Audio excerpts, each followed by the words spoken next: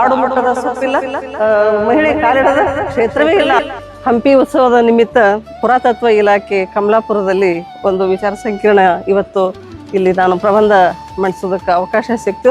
ವಿಜಯನಗರ ಕಾಲದ ಬೇಟೆಗಾರ್ತಿಯರು ಕಮಲಾಪುರದ ಮಹಾನವಮಿ ದಿಬ್ಬದ ಶಿಲ್ಪದಲ್ಲಿ ಗೋಡೆ ಕಂಬಗಳಲ್ಲಿ ಬೇಟೆಗಾರ್ತಿಯರ ಚಿತ್ರಣವನ್ನು ಶಿಲ್ಪಿ ಬಹಳ ಕಲಾತ್ಮಕವಾಗಿ, ಆಕರ್ಷಕವಾಗಿ, ಮನಮೋಹಕವಾಗಿ ಕೆತ್ತಿರುವುದಕ್ಕೆ ಉದಾಹರಣೆ ಅಂತಂದ್ರೆ ದಕ್ಷಿಣ ದಿಕ್ಕಿನೊಳಗೆ ಮೊದಲನೇ ಜಗಲಿ ಗೋಡೆ ಕೆಳಗಿನಿಂದ ಎರಡನೇ ಸಾಲಿನ ಮೊದಲನೇ ಫಲಕದೊಳಗೆ 3 ಜನ ಬೇಟೆಗಾರದಾರ.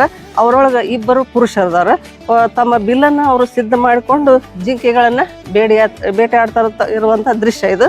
ಅವರ ಜೊತೆಗೆ ಓರ್ವ ಬೇಟೆಗಾರ್ತಿಯು ಅವರ ಸಹಾಯಕ್ಕಾಗಿ ತನ್ನ ಬೆನ್ನಿಗೆ ಬಾಣಗಳನ್ನು ಇಟ್ಕೊಂಡು ಬೇಟೆಯಾಡೋದಕ್ಕೆ ಹೊರಟಿದಂಥ ಶಿಲ್ಪ ಚಿತ್ರ ಇದು.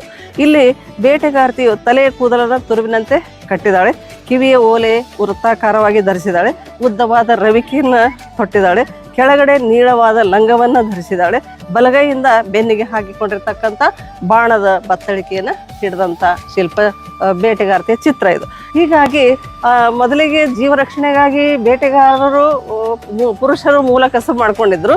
ಆ ನಂತರ ಪುರುಷನಿಗೆ ಸಹಾಯಕಳಾಗಿ ಬೆನ್ನೆಲುಬಾಗಿ ಮಹಿಳೆಯು ಕೂಡ ಆ ಬೇಟೆಯ ಒಂದು ಮೂಲ ಕಸುವಿನೊಳಗೆ ತನ್ನನ್ನು ತಾನು ಕ್ರಿಯಾಶೀಲವಾಗಿ ತೊಡಗಿಸಿಕೊಂಡದ್ದಕ್ಕೆ ನಮಗೆ ಪ್ರಾಗಿತಿಹಾಸ ಕಾಲದಿಂದಲೂ ನಮಗೆ ಮಾಹಿತಿ ಸಿಗ್ತಾ ಇದೆ.